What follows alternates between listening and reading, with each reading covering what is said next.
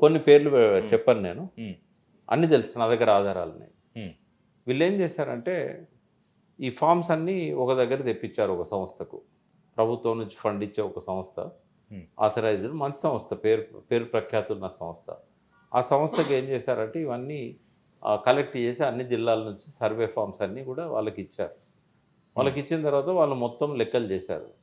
చేస్తే అవి ఆహ్, 40-50% అర్బను, 60-70% రూరల్ అని తేలింది. తేలినాక ఇప్పుడు ఆయన దగ్గర ఉన్న ఆప్షన్ ఏంటి? దీన్ని దాచిపెట్టాలి ఈ రికార్డ్‌ను. హ్మ్. లేదా మళ్ళా మిగతా సర్వే జేయాలి. హ్మ్. అయితే మిగతా సర్వే జేయడం ఆయనకి ఇంట్రెస్ట్ లేదు. హ్మ్. కాబట్టి ఏం జేశాడు? ఈ కట్ట ఓ పక్కకు పడేసిండు. హ్మ్. ఆ రిపోర్ట్ గూడా వద్దన్నాడు. ఆ హ్మ్. రిపోర్ట్ అక్కర్లేదు నాకు. ఎందుకంటే పూర్తి కాలే గదా! ఒక 2 కంప్యూటర్లు ఇప్పుడు మీరు మీ సిగ్నల్ టీవీలో పెట్టుకున్నట్టుగా 2 కంప్యూటర్లు, హ్మ్. ఒక స్థలం గూడా, ఇల్లు గూడా తెలుసు నాకు. కానీ నేనది జెప్పా. హ్మ్. ఒక ఇంట్లో పెట్టుకున్నారు.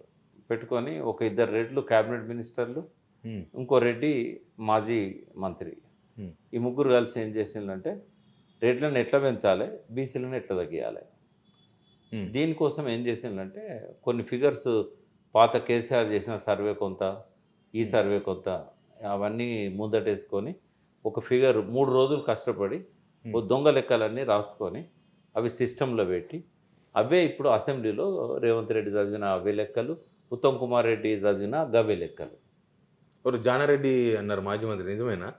నేను పేర్లు చెప్పనని మీకు ముందే చెప్పినా గదా! వీళ్ళిద్దరి పేర్లు ఎందుకు చెప్పినా అంటే చదివిండ్రు కాబట్టి చెప్పినా. హ్మ్. అసెంబ్లీలో ఒకతను చదివిండు ముఖ్యమంత్రి. ప్రెస్ ముందల ఉత్తమ్ కుమార్ రెడ్డి చదివాడు.